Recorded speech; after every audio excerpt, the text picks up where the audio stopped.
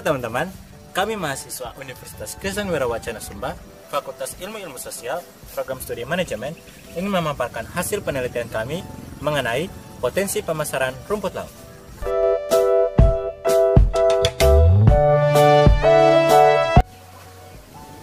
Untuk penelitian ini, kami terdiri dari 6 orang, di mana yang pertama adalah David Mario, kedua adalah Fiona Rensa, ketiga adalah Citra Talundima, keempat Jumiltan, dan yang kelima adalah Agung Hae.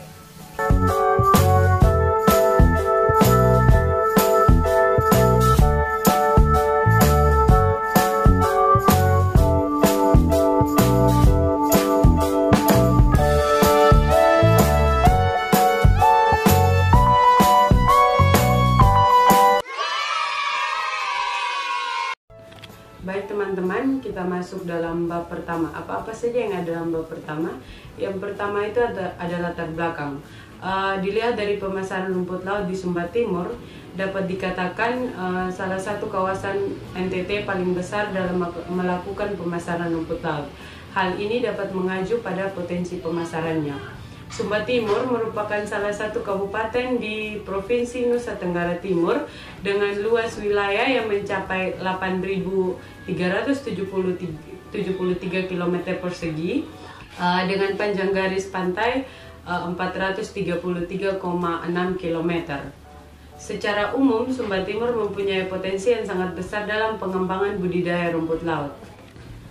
Usaha budidaya rumput laut dapat menjadi tolak ukur bagi pemerintahan Sumba Timur karena sistem bauran pemasaran yang dilakukan dapat meningkatkan ekonomi dari Kabupaten Sumba Timur. Menurut Dinas Perikanan dan Kelautan Sumba Timur, dengan produksi yang dihasilkan pengolah rumput laut tersebut berkisar antara 2-5 ton per hari dengan harga yang relatif berkisar antara Rp7.000 sampai dengan Rp10.000. Kita masuk dalam topik yang kedua, yaitu masalah penelitian. Jadi baik teman-teman, berdasarkan latar belakang yang dapat dirumuskan, maka kami dapat simpulkan bahwa masalah penelitian adalah pemasaran rumput laut di Sumba Timur dilihat dari sisi bauran pemasaran yang dilakukan oleh petani maupun pemerintahan setempat, sehingga hal ini dapat mempengaruhi potensi pemasaran rumput laut yang dilihat dari jenis, produk, harga yang ditawarkan, distribusi pemasaran, serta promosinya. Oke, baik teman-teman, kita masuk pada topik yang ketiga, yaitu tujuan penelitian. Adapun tujuan penelitian yang ingin kami teliti adalah mengenai potensi pemasaran rumput laut di Sumba Timur yang dilihat dari bauran pemasaran yang digunakan oleh petani dan pemerintahan setempat yang ada di Kabupaten Sumba Timur. Pada bab 2 yaitu yang pertama tentang pemasaran. Pemasaran menurut Philip Kotler adalah suatu proses sosial yang di dalamnya individu dan kelompok mendapatkan apa yang mereka butuhkan dan inginkan dengan menawarkan secara bebas menukar produk yang bernilai pada pihak lain, sehingga dapat disimpulkan bahwa pemasaran mempunyai arti yang lebih luas daripada penjualan. Pemasaran mempunyai arti mencakup usaha perusahaan yang ditandai mengidentifikasi kebutuhan konsumen yang perlu dipuaskan, menentukan harga yang sesuai, menentukan cara promosi dan penjualan produk tersebut. Yang berikut terkait dengan bauran pemasaran atau sering dikatakan yaitu adalah marketing mix. Marketing mix merupakan seperangkat alat pemasaran yang digunakan perusahaan untuk terus-menerus mencapai tujuan pemasarannya. Di dalam bauran pemasaran ada yang dikenal dengan 4P, yaitu yang pertama produk, price, promotion, dan place. Yang pertama terkait dengan produk, perusahaan perlu mengidentifikasi produk apa yang mereka harus pasarkan untuk kebutuhan konsumen sendiri. Yang kedua yaitu terkait dengan harga.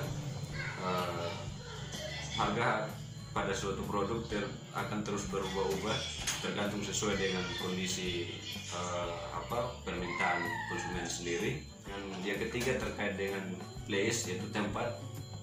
Yang keempat yaitu promosi. Jadi media-media apa yang harus digunakan oleh perusahaan untuk mempromosikan produknya sehingga laku terjual di pesanan.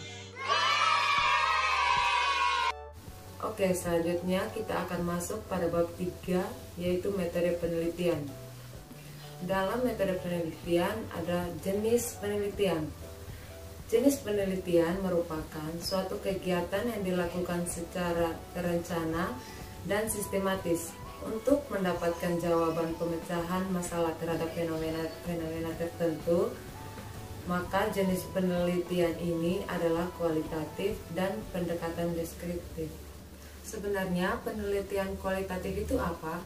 Penelitian kualitatif menurut Moleong adalah penelitian yang bermaksud untuk memahami fenomena tentang apa yang dialami oleh subjek penelitian, misalnya perilaku, persepsi, motivasi, tindakan, dan lain-lain secara holistik. Dan dengan cara deskripsi dalam bentuk kata-kata dan bahasa pada suatu konteks khusus yang alamiah dan dengan memanfaatkan berbagai metode alamiah. Sebenarnya, apa pengertian dari populasi dan sampel dan apa yang menjadi populasi dan sampel yang kami teliti? Pengertian dari populasi adalah keseluruhan subjek penelitian, sedangkan sampel adalah sebagian dari populasi yang karakteristiknya hendak diteliti. Yang menjadi populasi dalam penelitian ini adalah petani, dinas kelautan dan perikanan, serta pembeli. Dan sampel yang kami teliti ada 2 kecamatan di Sumba Timur, yaitu Pahungaludu dan Pulau Wejelu. Kita masuk pada teknik pengumpulan data. Dalam pengumpulan data, peneliti menggunakan wawancara, di mana teknik wawancara yang digunakan yaitu wawancara tidak terstruktur. Wawancara tidak terstruktur adalah wawancara yang bebas, di mana peneliti tidak memiliki pedoman wawancara yang telah tersusun secara sistematis dan lengkap untuk pengumpulan datanya. Kita masuk pada teknik analisis data. Metode yang kami gunakan dalam penelitian ini adalah analisis deskriptif kualitatif, karena menilai satu variabel dari data-data yang sudah disajikan dari hasil wawancara. Menurut Miles dan kawan-kawan, ada 4 teknik analisis data. Yang pertama, pengumpulan data, yang dimana data pertama dan data mentah yang dikumpulkan dalam suatu penelitian. Yang kedua, reduksi data, yang dimana proses memilih, memfokuskan, menyederhanakan, dan membuat abstraksi, mengubah data mentah yang dikumpulkan melalui penelitian ke dalam catatan yang telah disortir dan diperiksa. Yang ketiga, penyajian data, yang dimana menyusun informasi dengan cara tertentu sehingga diperlukan penarikan kesimpulan dan mengambil tindakan. Yang keempat, penarikan kesimpulan dan verifikasi, yang merupakan langkah yang meliputi makna yang telah disederhanakan, disajikan dalam pengujian data dengan cara mencatat keteraturan, pola-pola penjelasan secara logis dan metodologis. Konfigurasi yang memungkinkan diprediksikan hubungan sebab akibat melalui hukum-hukum empiris. Oke teman-teman, sekarang kita masuk pada bab keempat, di mana pada bab keempat ini dia hanya cuma menganalisis hasil penelitian serta pembahasan yang sudah kami teliti terhadap potensi pemasaran rumput laut pada bauran pemasaran rumput laut Sumba Timur. Oke teman-teman, sebenarnya apa-apa saja sih yang dimasukkan dalam bab 4 ini? Untuk yang pertama, kita disuruh teliti tentang objek penelitian. Kemudian yang kedua, kita disuruh meneliti hasil temuan serta pembahasan yang akan kami bahas berikut ini. Jadi teman-teman, kita masuk pada objek penelitian, di mana yang dimasukkan dalam objek penelitian ini adalah letak, topografi, iklim serta luas lahan dari Kabupaten Sumba Timur. Kemudian kita masuk pada perikop yang ketiga, yaitu iklim. Untuk iklim di Kabupaten Sumba Timur itu sendiri rata-rata adalah hujan. Sehingga untuk bagian utara, timur, selatan, dan barat itu dibagi lagi curah hujannya. Untuk yang pertama, kalian bisa lihat di samping, yaitu untuk bagian kawasan utaranya. Kawasan untuk utaranya yaitu sekitar 800 sampai 1000 mm per tahun. Kemudian yang kedua, untuk kawasan tengah bagian timur dan selatan, di mana curah hujannya itu sekitar 1000 sampai 1500 mm per tahun. Kemudian yang ketiga, untuk kawasan bagian barat, di mana curah hujannya itu bisa sekitar 1500 hingga 2000 mm per tahun. Kemudian kita masuk pada yang keempat, di mana luas lahan. Luas lahan untuk Kabupaten Sumba Timur itu sendiri umumnya digunakan untuk pertanian, semacam pertanian rumput laut itu sendiri, pertanian padi, jagung, dan sebagainya. Oke teman-teman, kita masuk pada pembahasan untuk penelitian ini. Yang pertama, produk. Produk yang dijualkan adalah dodol, sirup rumput laut, dan berbagai jenis olahan makanan dari rumput laut. Seperti yang kita ketahui, nori. Kedua, harga. Harga yang ditawarkan sesuai dengan kurs bank stabil, artinya dapat dijangkau oleh masyarakat umum. Tempat di seluruh Indonesia dan luar negeri, artinya China, Amerika Serikat, dan sekitarnya. Kemudian ada promosi. Promosi yang dilakukan adalah media cetak berupa koran, website pribadi, serta people atau orang yang artinya dari mulut ke mulut, sehingga bisa terciptanya suatu promosi yang ada. Yeay. Saya akan masuk di kesimpulan dan saran. Yang pertama, kesimpulan. Berdasarkan hasil wawancara dengan Kepala Dinas Perikanan dan Kelautan Kabupaten Sumba Timur, dapat disimpulkan bahwa bauran pemasaran yang diusungkan pemerintah Kabupaten Sumba Timur terhadap kelompok yang ada di Maluku dan Mulawejelu sudah sesuai dengan teori, mulai dari produk yang berkualitas tinggi, strategi yang dilakukan sederhana tapi tepat sasaran dan tidak membutuhkan biaya banyak seperti web, brosur, dan media sosial lainnya. Dari hasil penelitian dan wawancara, maka bauran pemasaran dapat dijabarkan sebagai berikut. Nah teman-teman, bagaimana? Sudah menyaksikan hasil penelitian kelompok kami kan?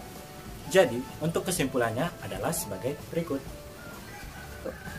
Ternyata bauran pemasaran itu penting loh teman-teman, dimana kita harus mengetahui produk kita itu seperti apa, terus harga yang kita tawarkan itu berapa, dan tempat pendistribusian atau place-nya itu di mana, serta promosi yang kita gunakan.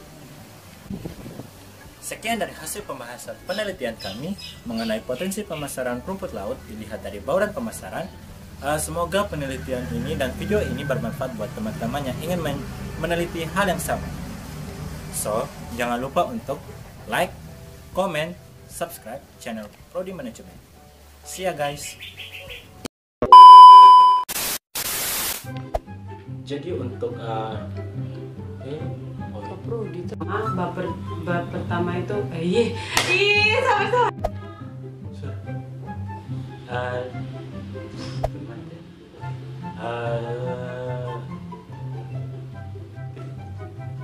2,000 years later. 1, 2, 3, come on!